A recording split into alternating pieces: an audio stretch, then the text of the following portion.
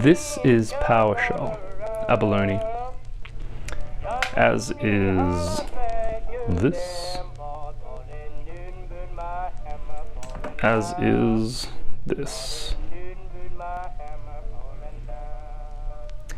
And when you inlay this into a guitar, it looks like this.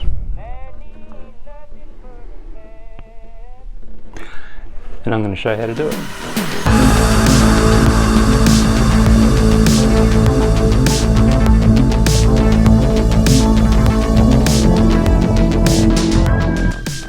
Hello and welcome to Guitars and Ukuleles. In this video I'm going to show you how to install Paua Purfling.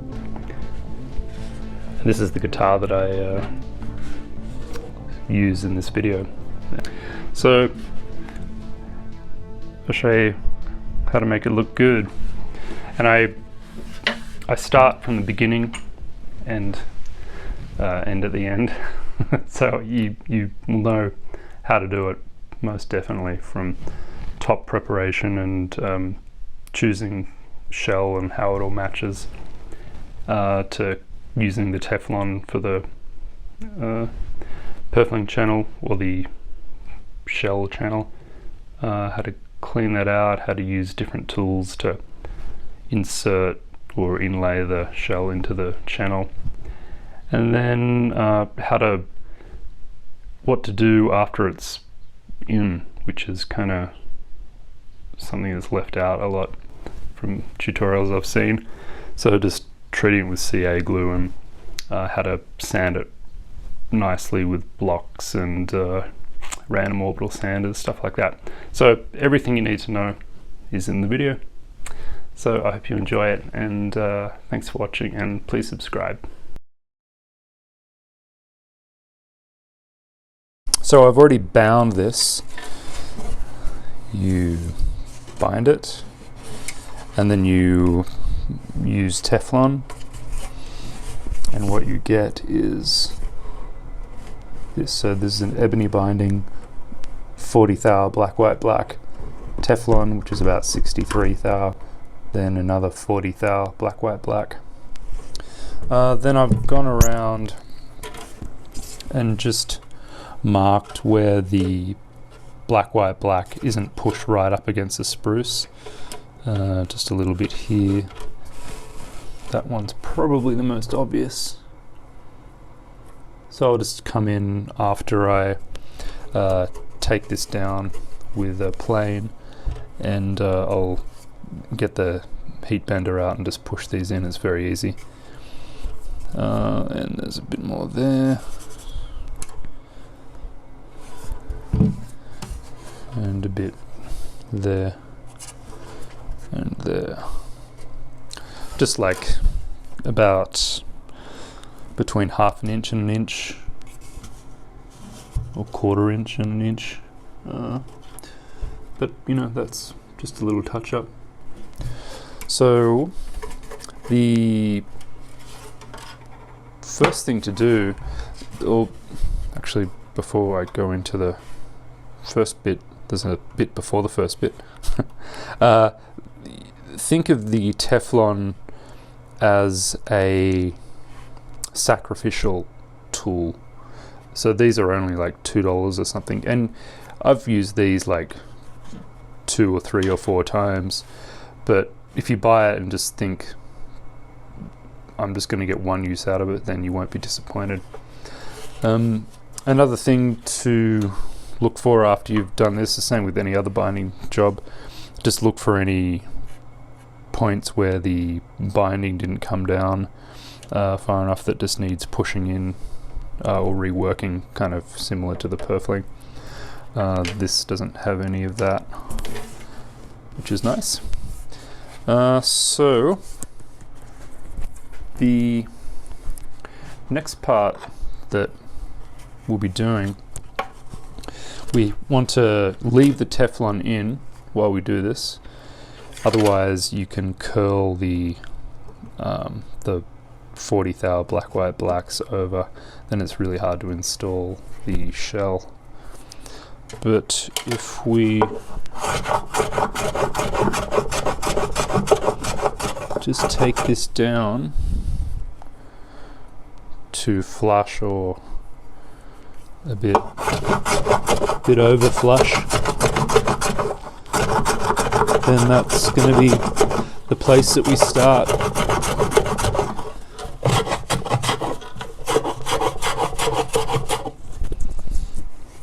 So you can continue around with, I usually use the Lee Nielsen, I think it's the 102 or 3 or 4, I forget, but it's the one up from the violin plane, and sometimes I'll get this little fella out.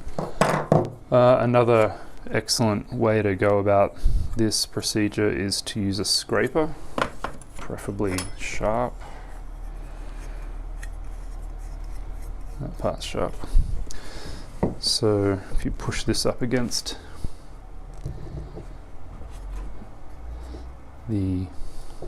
just the wall here, you can really get into it.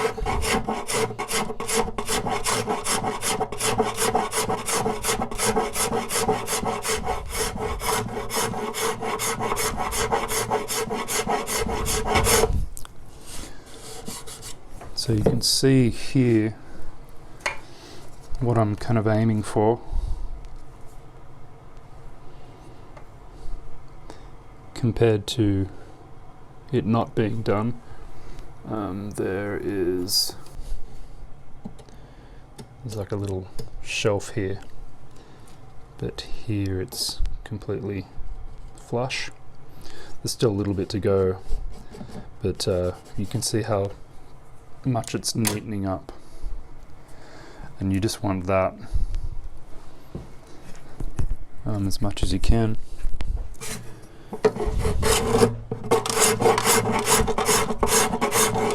So when it's nearing that's like pretty much flush. There's just a 5 thou or something difference here. Another thing you can do is go around and just and curl this around just a tiny bit, just because you might as well, but not too much at this stage. I'll try and show you how much I do it. Okay, now there's a clear shot if ever I saw one. So that's just flush, a tiny bit with a tiny bit of gap under there. You can just see it. But I'm just dealing with this edge now. So after I get the whole thing flush, I'll just come round with a scraper and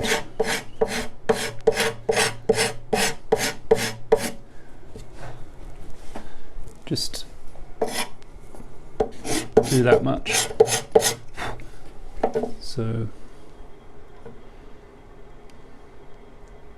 it's just like a small amount, just, you know, an appropriate amount for the size. Another thing, I haven't scraped the sides yet, so this purfling that goes around here is proud, and so that will come down. So don't take the sides down too much, just take off the edge a little bit, and that will also help a tiny bit with pushing these parts in that need reworking. So this part here that I have to redo. There's the gap there, which is about 1/4 of an inch, but it looks huge in this footage. So I'm going to continue on with doing exactly all that to the entire top. Scraping's probably safest because you can kind of scrape Well, I'll show you. So when I'm scraping with a scraper here, I usually extend my finger out just a little bit and hold it tight, and so if I tilt it this way, you can see what I'm doing. I can't scrape into this side, so I'm just riding this finger along the top. That's just a trick I use to not touch the spruce, because sometimes spruce can tear out if you scrape it the wrong way.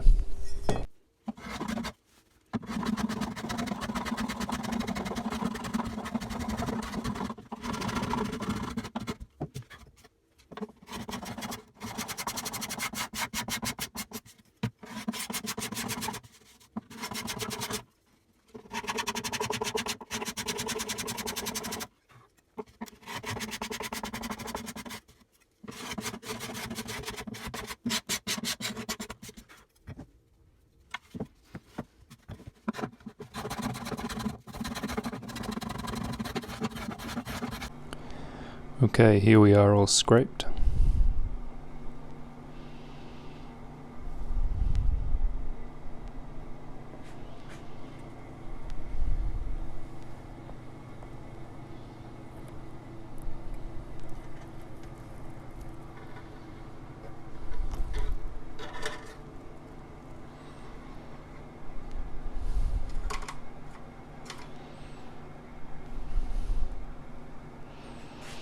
And you can see here, now it's a scrape flush. It's a lot more obvious that I have to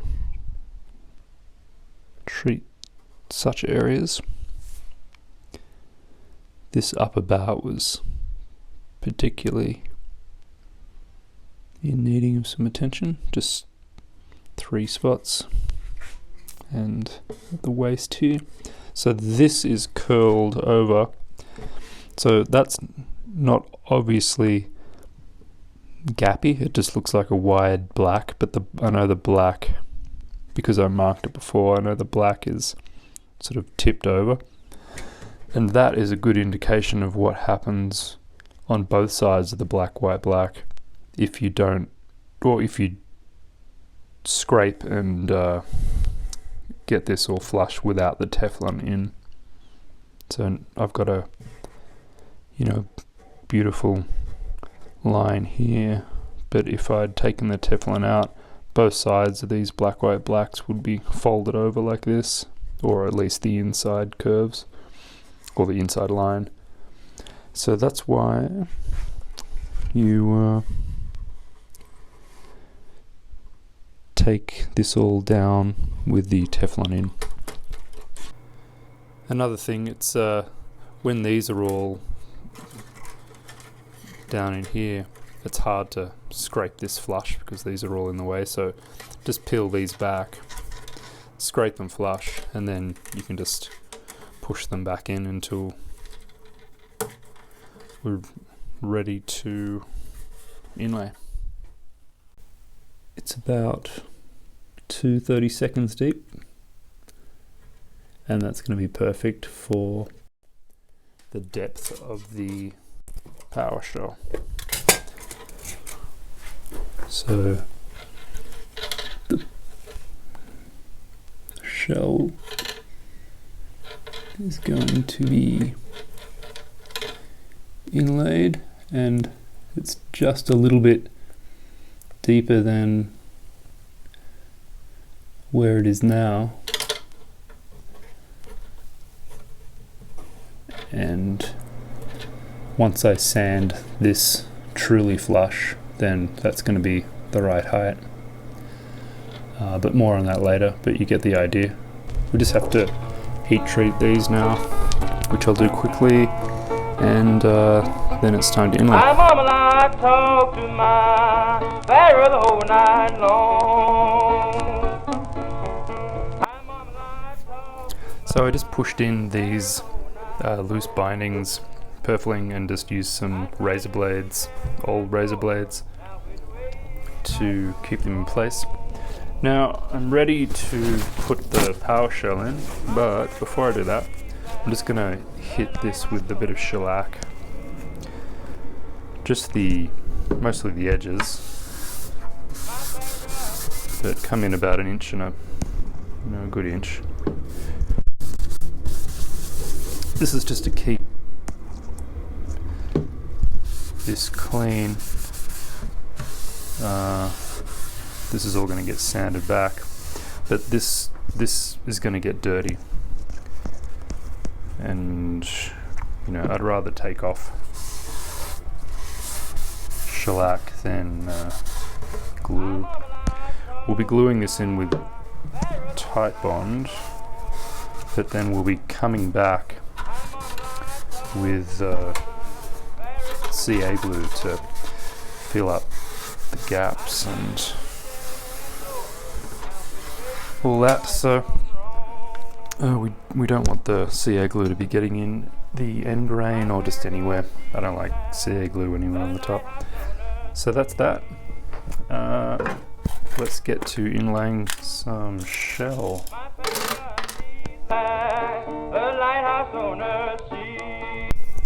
So the tool I'm going to be using and we'll need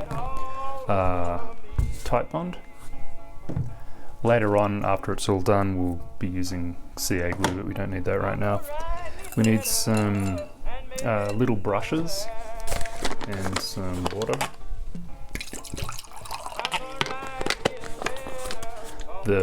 Like a small brush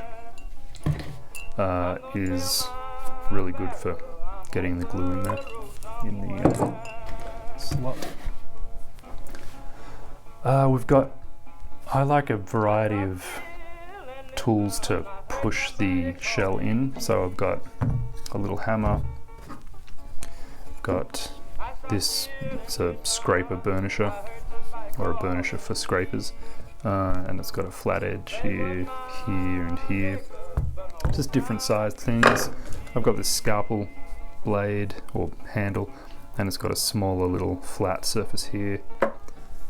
Just over the years I found that I just can't guess how many little bits and pieces I need, so I just have them all ready. Just a hard blade is good, or a stiff, strong blade. So what I mean by that is stronger than a scalpel blade. I've got this chunk of metal which is going to be heavy duty pushing. I've also got this dog leg and some sandpaper block, or a block with sandpaper on it. So when I'm going around corners and I inlay one of these, for the next piece I can get the edge on sand and angle into it so it butts right up against it. A lot of the time just a straight 90-degree angle will be good, but there's some areas where you will need to sand and angle onto it. If you do get gaps, you can use either black CA glue or ebony dust and clear CA glue, and it just all blends in with the dark lines of the power shell. And of course you need a whole bunch of power. I think a dreadnought's, it's like 45 inches or 60 inches around the perimeter of the top. I forget, but just measure it. And so I can't remember if I've spoken about this before, but when you order the shell, order a lot more than you need, like, maybe 20 inches more, because a lot of the times, especially if you're looking for like really deep green, blue with dark lines, you're going to get a lot of stuff which is just kind of pinky, blandy sort of thing, which I usually divide those into a separate pile, and if I need to use some of them, I just kind of distribute them evenly and just take note of where they are. And sometimes you can put them, you know, in places which matter less, like the transition under the fingerboard, places like that.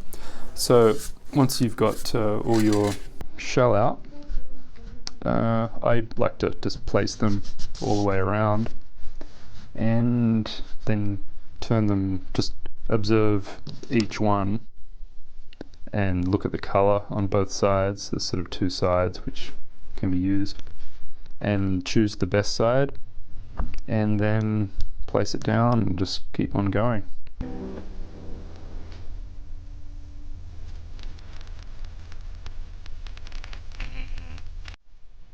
If you've watched this far and you haven't subscribed to my channel, I'm gonna punch you in the dick.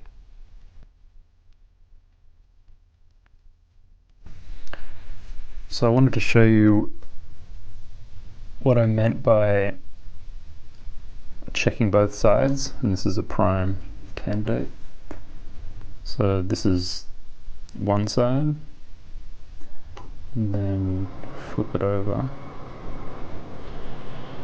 and the color is amazing. So definitely check both sides. A lot of the time, well, not a lot of the time, but you know, I'd say 20%, they're going to be bland like this on both sides, which sucks, and that's why you order them all. If you really want to get every piece looking this good, deep greens, deep blues with the black lines, you've got to order a whole bunch. Otherwise you'll be left with at least some like this. This light green pinky kind of look, it does look good even if you collect them over the years and then you do a whole instrument just with this, especially if it's paired with I don't know, a sort of a wood that matches these colors, or sort of a greeny or pinky inlay can really set everything off. And if you include this color in the rosette, it makes it look good, so they're not completely wasted bits. At the moment I've got all these bits which are double-sided bland, so I'll just save them and use them another day. So here is a good instance of a double-sided blandy, apart from this tiny little bit at the back, but bland. So you can either put that under have this part poking out under a fingerboard and just extend that all the way into under the fingerboard, or put it in the bland pile, and once you have enough, then you can use the entire top perimeter with this stuff, and then it becomes a look that isn't bland compared to like a really high quality deep blue and green. And I've done that before, and it does look good when they're all like this. It's a really subtle, beautiful thing. It's kind of like a slightly pink, slightly green, white mother of pearl instead of PowerShell, and it's a delightful look on the right instrument for the right customer. So I counted out these, and obviously there's gaps between them, but there's 26, so I'd call it 30. I've got 26 here, and I've got a few leftovers. This is the good pile, this is the blandy pile, so I'm good for this side for the good pile, and I've got some leftover ones. So alright, now to inlay these. I'm mama, I talk to my barrel the whole night long. I'm mama, I talk to my barrel the whole night long. I I'm trying to teach her and show her now which way right from wrong. My fair got teeth like a lighthouse on the sea. My fair got teeth like a lighthouse on the sea. Every time she smiles. So we're going to start off at the butt end, and I'm going to put one directly over the center seam.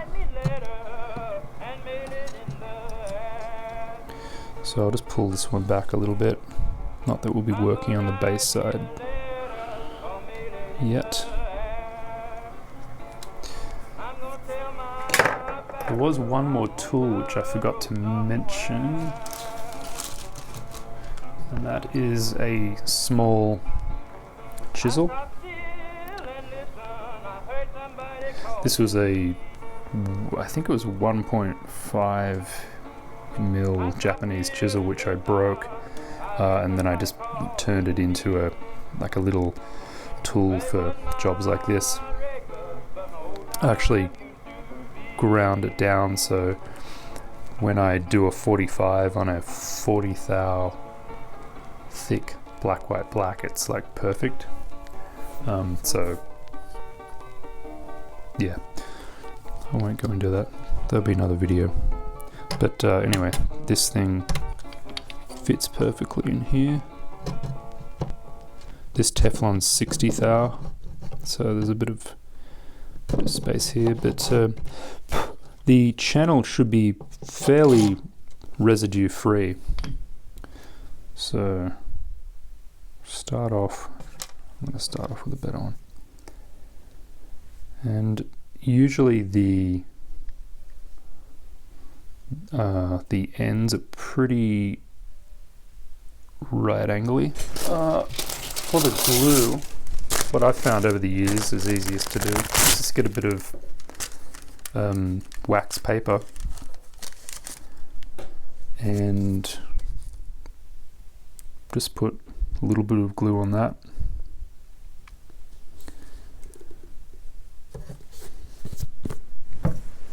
And that works well.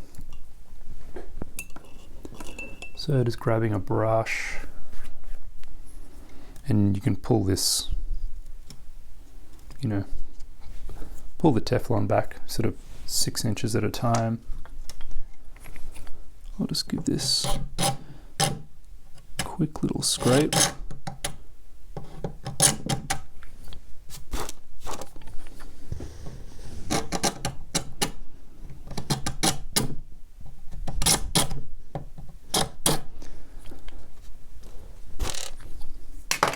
Okay.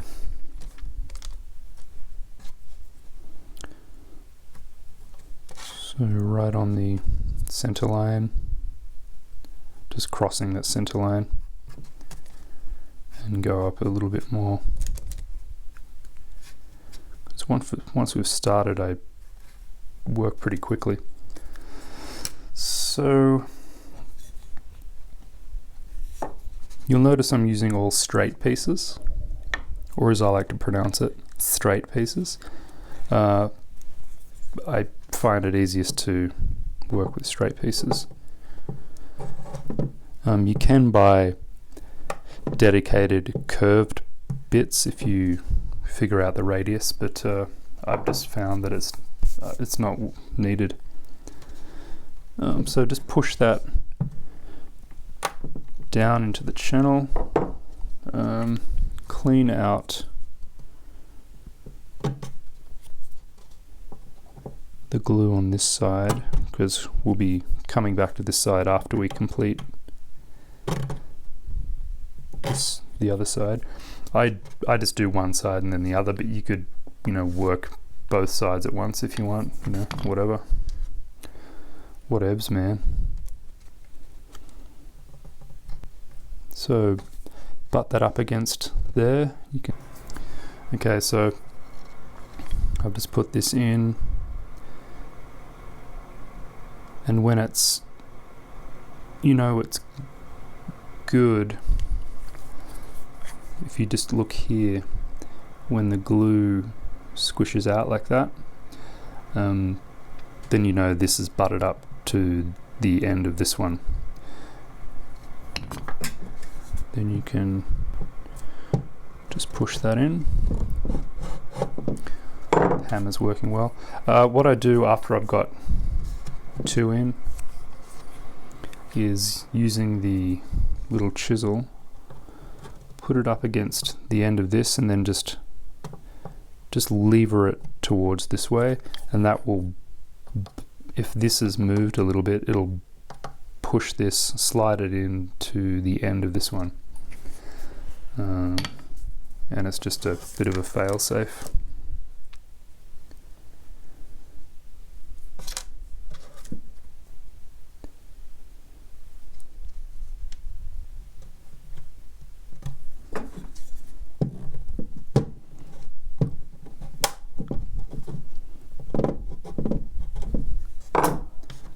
So that one, good. I was hoping this would have a bit of a gap here so I can show you this method.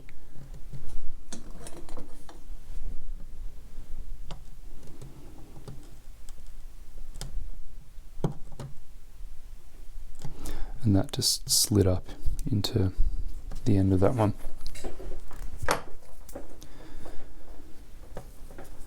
So this piece is deep blue and green.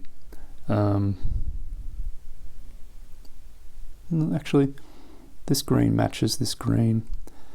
I try not to put like a high quality one next to a slightly less quality one, but in this case it looks alright. So here I'm going to start, or you'll hear some cracking, and that's because I'm working a straight piece into a curved channel, and so I just crack this into it. So I make sure that is butted up against there.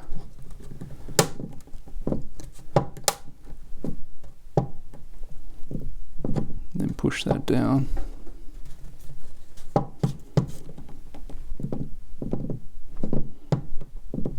So I'm just putting pressure right on the edge. I'm not, going near the top. And that is that. And so it's just a lot of the same. You just continue on until all the bits are done. This end needs some sanding.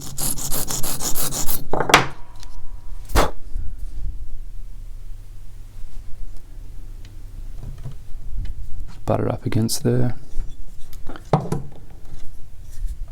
And then crack it in. And those cracks, they're not visible because it all cracks together, and the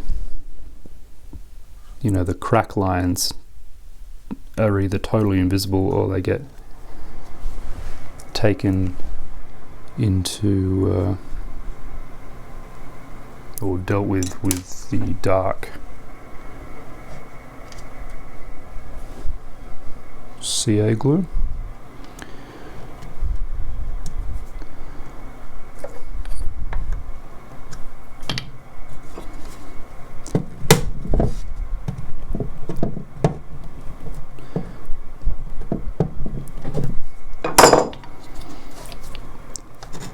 And I'll just lever that a little bit just to butt it up against there,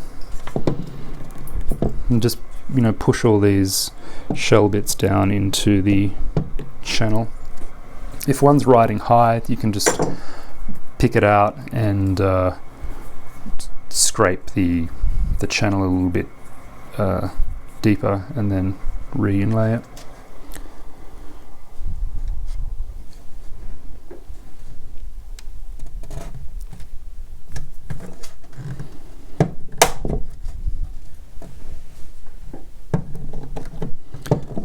And I'm sort of rolling the hammer a little bit.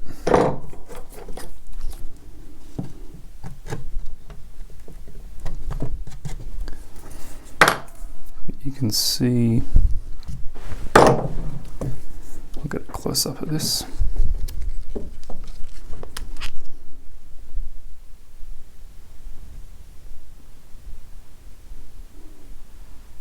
And I've got glue for the next 1.5 inches.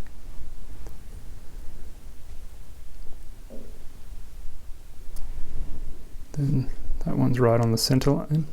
Center line's here, and the first bit is here. So I'll just continue on. There went up on the mountain shook all around. Johnny me hollered back to them, but in noon but my hammer falling down. Lord, in noon but my hammer falling down. John Henry told his captain, man ain't nothing but a man. For a leg they still good down. I will die with this hammer in my hand. I will die with this hammer in my hand.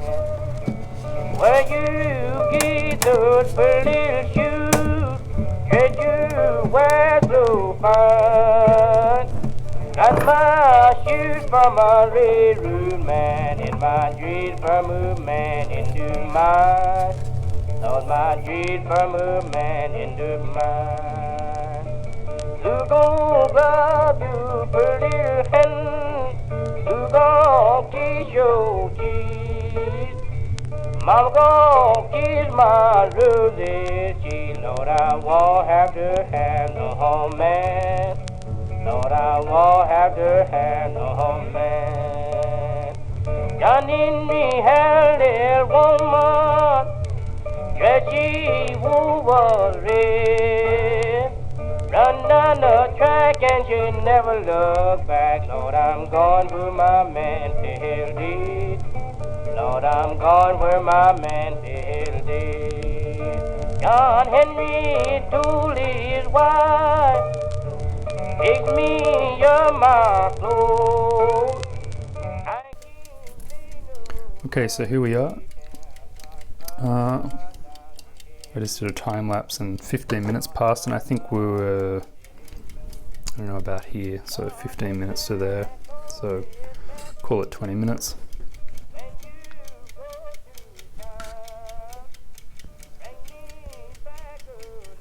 And the egg timer is still clicking away, so.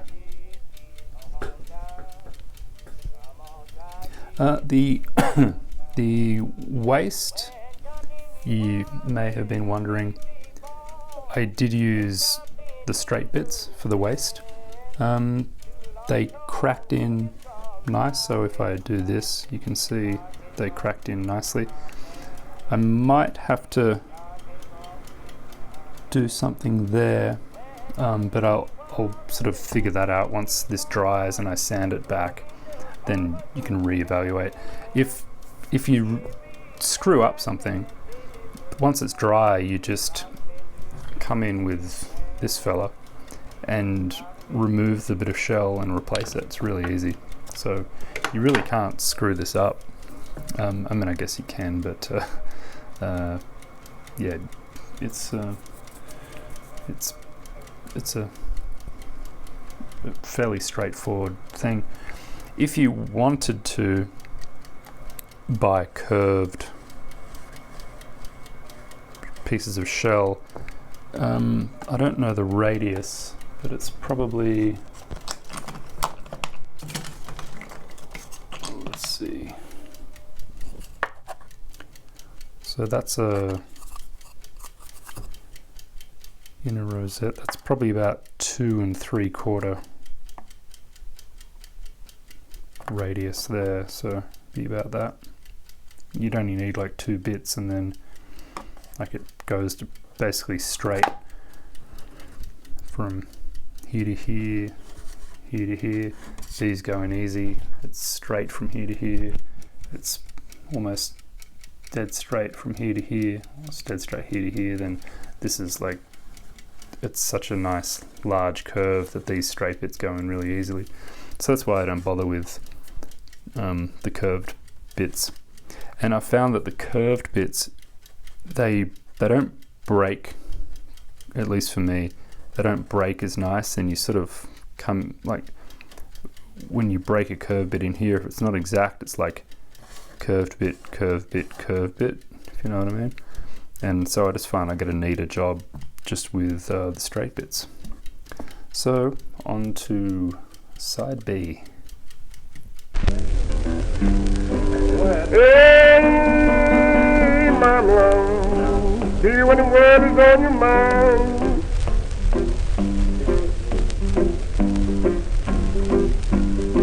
I'll be what's on your mind.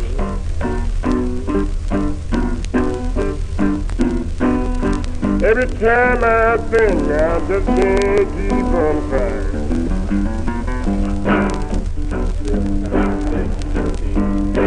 Down on my baby, my love, it's my green man. Okay, so I just wanted to point out that while I'm sanding Paua shell, I'm wearing a mask because it's kind of bad stuff to breathe this stuff in. So make sure you wear a mask, and just be careful when you're wiping it down.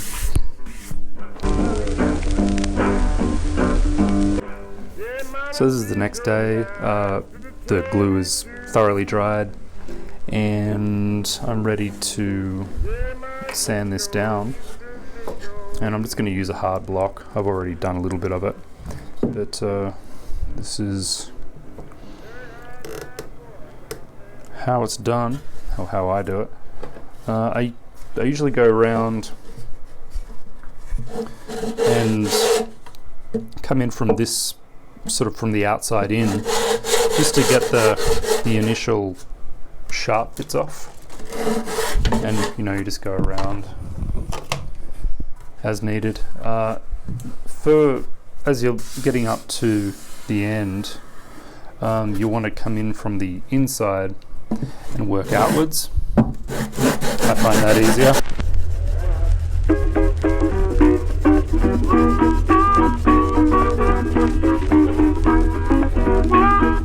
And I'm lifting this up a little bit, but not much.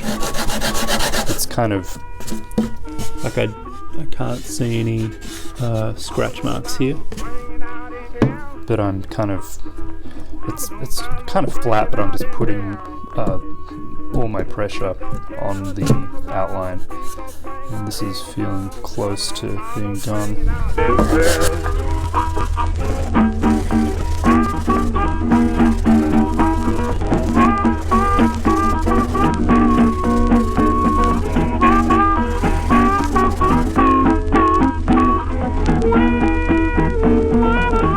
What we have now is this finish. It's if it was any other purfling, it would be kind of ready for, I don't know, spraying or sealing or something. But this isn't like any other purfling. So what we're going to do, what I do, as a preparation step for the next step after this, I'm going to have to seal very well the top surrounding the purfling, but I don't want to really get any shellac on the purfling, and you'll see why in the next step, and I'll show you a close-up of this too. Okay, so there's the top as is. I'm just going to do a close-up just just to show you what I'm talking about. Just putting enough shellac on here to get it wet. And then just going to come in that close.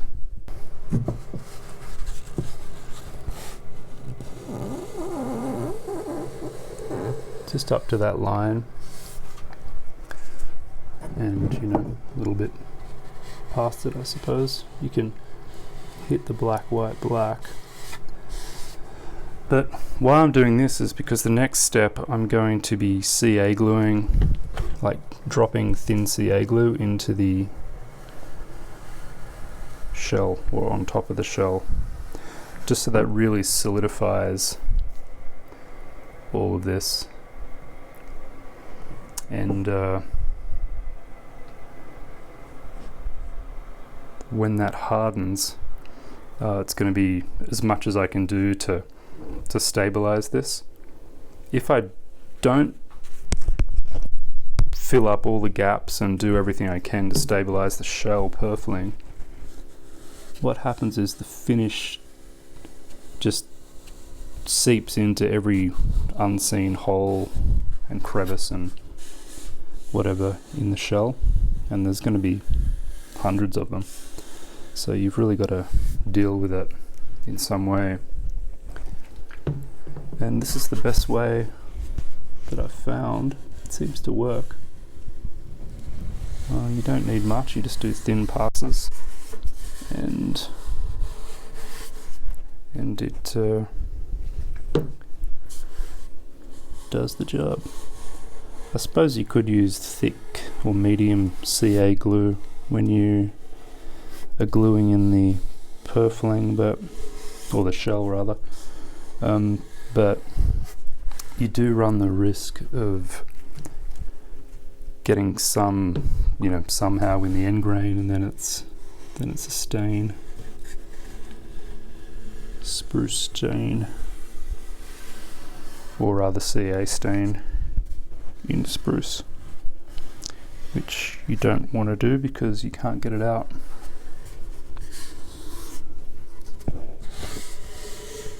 Okay, just go around a couple of times, and that's how it's looking now, just, you know, an inch.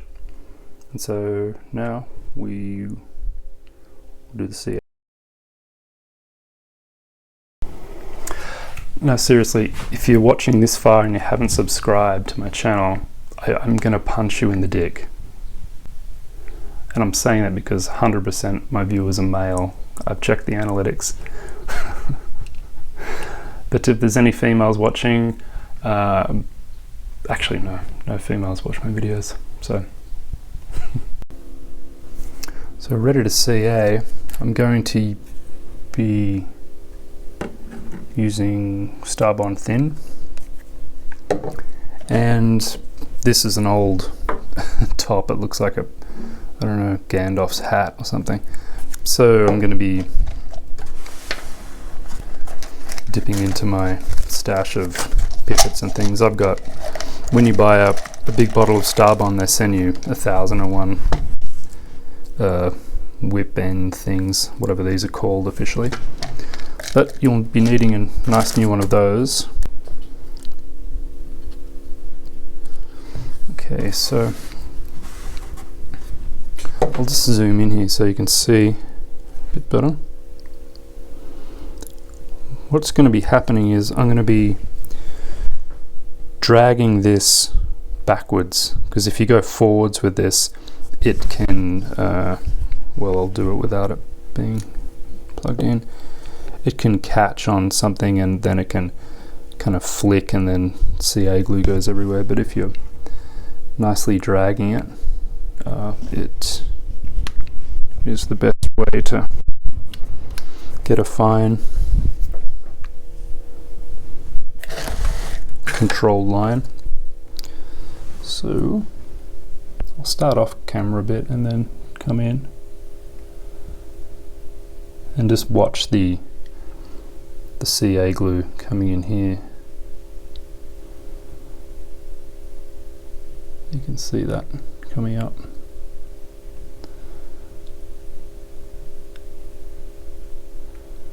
And then I don't really squeeze, I just place it along.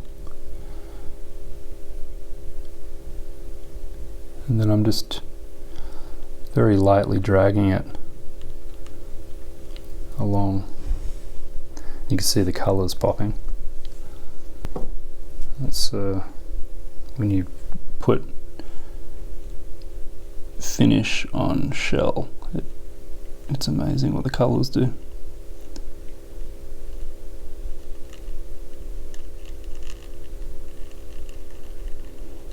I'm kind of going sideways here, but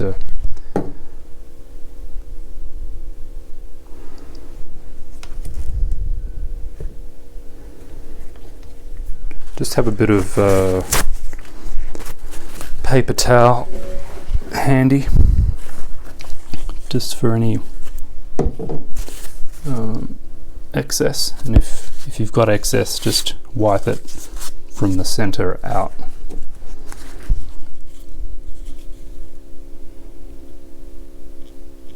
So we're just doing a light pass here, and you want to hit the inner purfling.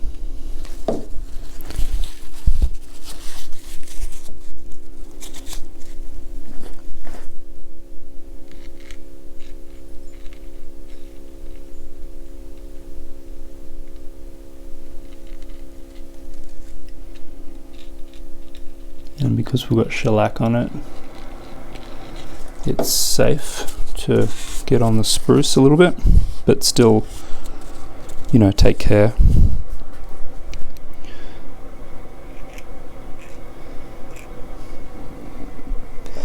And I also do this exact thing when I use herringbone purfling, because the herringbone likes to suck in finish as well. So we'll just go back around on the other side.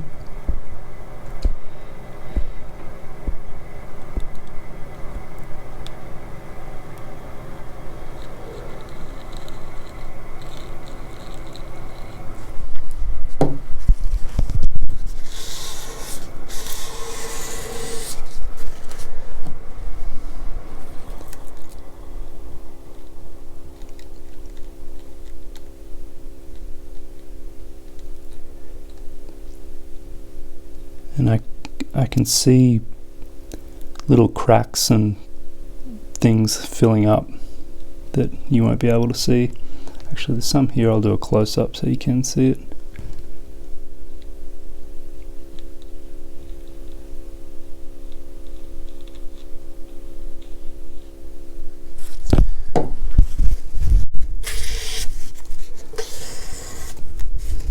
And if there's any shell dust in the crevices and things, just leave that, because it turns invisible. And you can blow it out if you want, doesn't matter, but I just leave it in. So let's do a close-up of this section, a real close-up. Okay, you can see that is a little bit, this is untouched by the CA glue. So when I come in, you'll see all the kind of dry bits disappear. And I'm not squeezing the glue bottle, I'm just laying it down and it just wicks out on its own.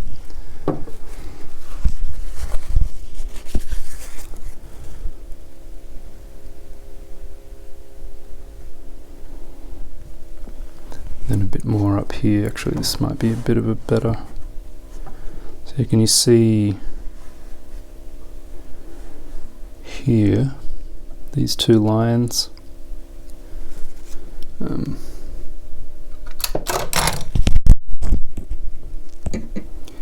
Here and here. That's just a small gap in the shell, but when I go over this with CA, it just fills up and becomes totally invisible.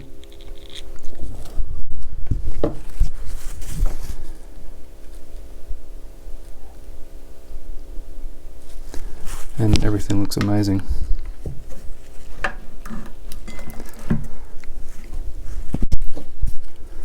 So, one more pass up here.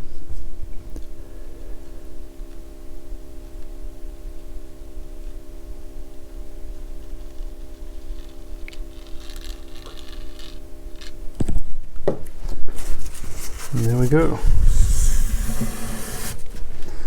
So I'll just let that dry, and then I can,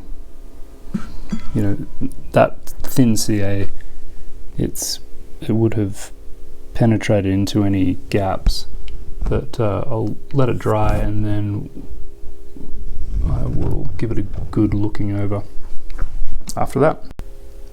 While I was waiting for this Purfling to dry, I thought it was kind of a why not idea to do the same thing to the rosette, which has got some spalted maple, koa, Brazilian rosewood, and some walnut, which are fairly open grained. The spalted maple, it's like a sponge, it just sucks in whatever you put on it, so you've got to seal it good. So I ringed the rosette with shellac and did the same treatment to the rosette as I did with the Purfling, just with thin CA. And when I do a final sanding of this, which will be the next step, I can hit this as well. You can see that's pretty nicely grain sealed. I usually do that with the wood mosaic rosettes, but this is good, or looking good. I was giving it a good look over, and I can't see any major depressions, which is good. And if there was, I just spot fill it with CA glue. So why I didn't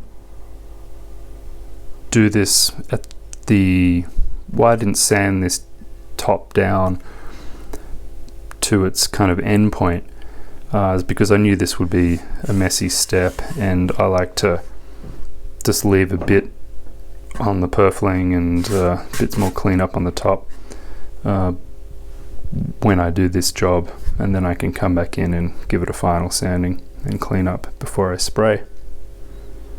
There's no point in taking something all the way to the end and then just having to take it all the way to the end again once you if you do a messy job like this. It's not particularly messy, but it's it's going to require some skilled sanding. So that's the next step. So I've sanded flat this edge, or this side, the treble side. And I'm yet to do this side. You can see the difference, probably more here. So I'm just going to hand block sand this, just with some 120, and then I'm going to come back in with a random orbital sander. And why I do it this way is that doing it by hand just gives me way more control, and I can feel and I can see what's going on, and if there's some problem that arises,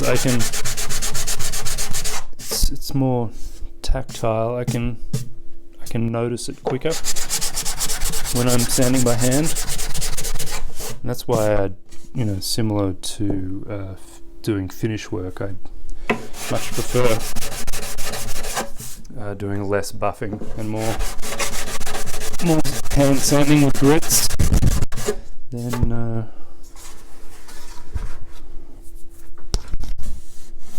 anything else, because if you want to know how quickly you can totally screw up on even with a random orbital sander and 1200 grit sandpaper, and then buff, just go find out, because you do it once and you go never again. So this is all looking good. Now I'm just going to hit it with a random orbital. So another reason why I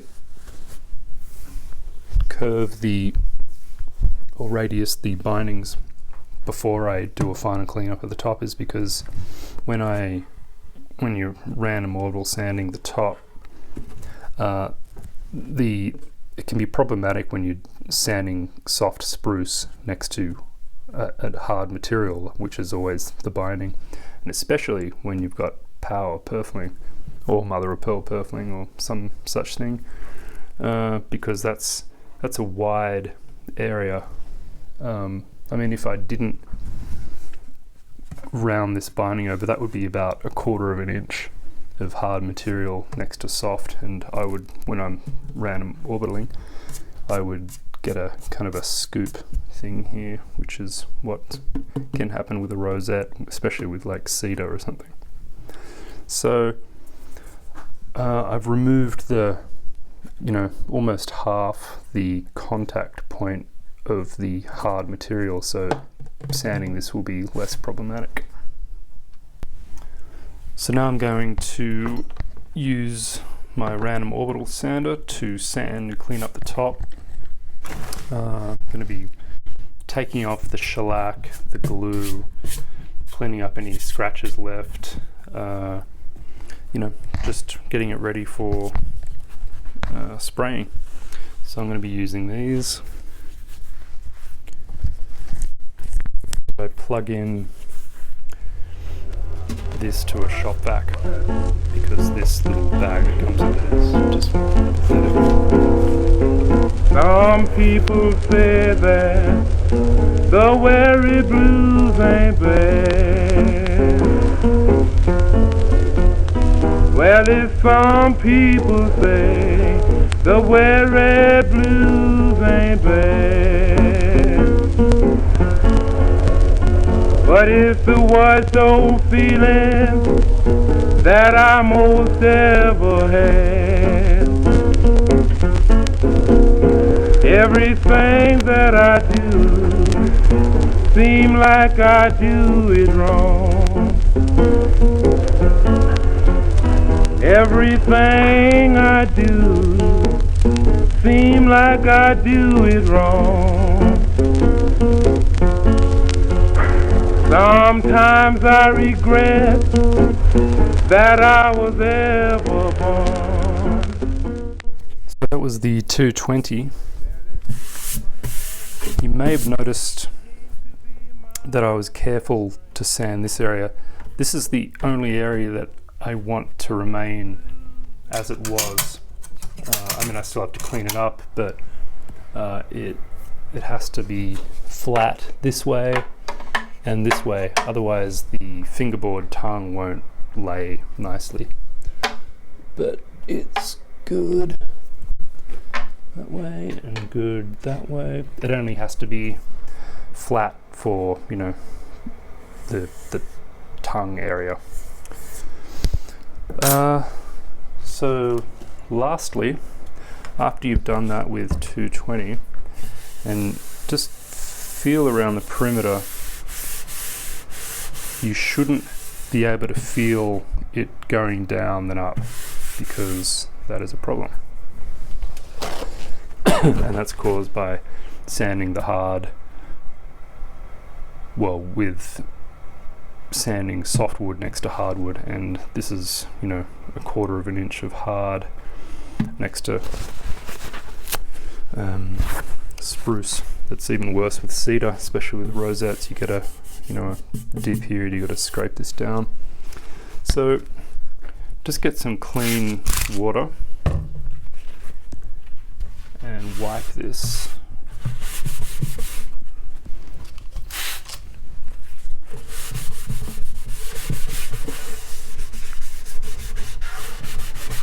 this is going to do is raise the grain. This is kind of getting into finish talk, but might as well do that. You will, I don't think I'll be able to film it, but you can certainly feel spruce, the fibers that are pushed down by sanding, they rise up again or kind of stand up. And then you just sand that back down again.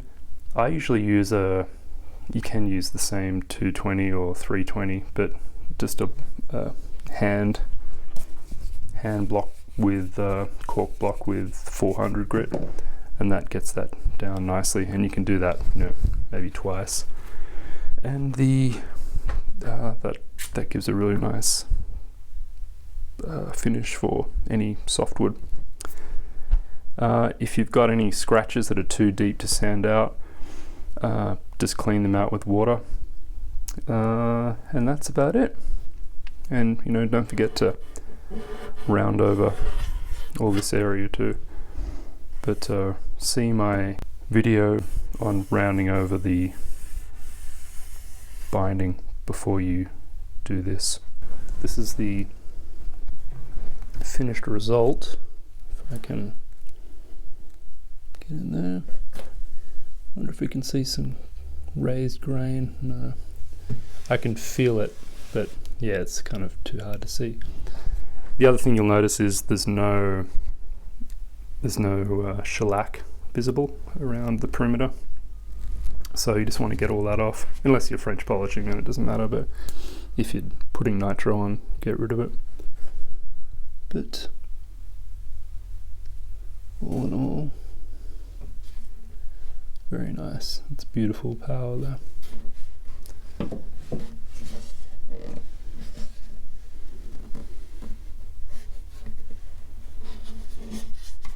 You can see, actually, I did this without filming it, but you can see how deep it is there.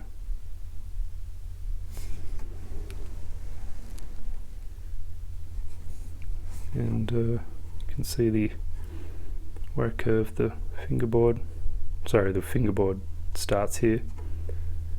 So you curve the binding, or radius the binding, up to the point where the fingerboard goes. And I'll show you that.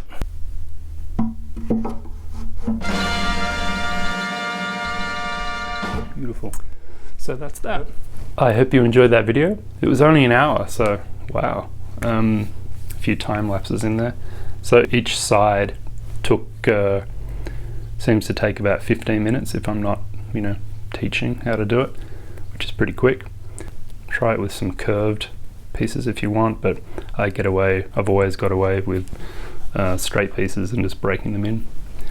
So I hope you enjoyed the video and everything I showed you. Please subscribe, and I'll see you next time. Bye.